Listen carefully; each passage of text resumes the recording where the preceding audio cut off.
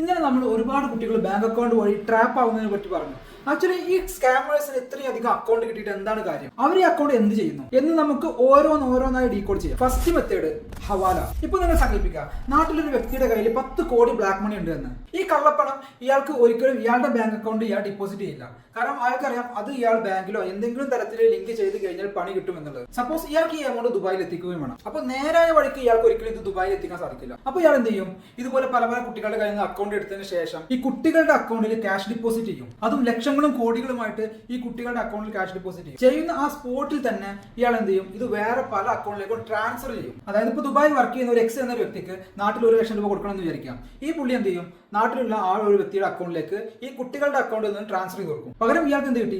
ഈ ഒരു 1 ലക്ഷത്തിന് ഈക്വലന്റ് ആയ ഒരു എമൗണ്ട് ദിറംസ് ആയിട്ട് ദുബായിൽ കിട്ടി. ഇതുപോലെ ഇയാൾ പല അക്കൗണ്ടുകൾ ഉപയോഗിച്ചിട്ട് ഇയാളുടെ 10 കോടി ദുബായിലേക്ക് ഷിഫ്റ്റ് ചെയ്യും. ഇങ്ങനെ ചെയ്യുന്നതുകൊണ്ട് തന്നെ ഈ ഒരു വ്യക്തിക്ക് ഒരു തരത്തിലുള്ള റിസ്ക്കും ഇല്ല. കാരണം ഇയാൾ ബന്ധപ്പെട്ടിട്ട് ക്യാഷ് ഡിപ്പോസിറ്റോ ഒന്നും വന്നിട്ടില്ല. എല്ലാം നടന്നതാണെങ്കിൽ ഈ ഒരു സ്റ്റുഡൻസ് വഴി മാത്രമാണ് നടന്നിട്ടുള്ളത്. എന്തെങ്കിലും റിസ്ക് വരികയാണ്, example income tax raid, GST raid, ED വരികയാണെങ്കിൽ പോലും ഈ കുട്ടികളുടെ വീട്ടിലേക്കാണ് കേസില്ല. ഇത് ഒരു മെത്തേഡ് മാത്രം. അടുത്ത മെത്തേഡ് അടുത്ത വീഡിയോ. നിങ്ങൾ ഫ്രണ്ട്സിന് വീഡിയോ ഷെയർ ചെയ്ത് കൊടുക്കുക. Thanks for watching my video. It's me Faiz Muhammad.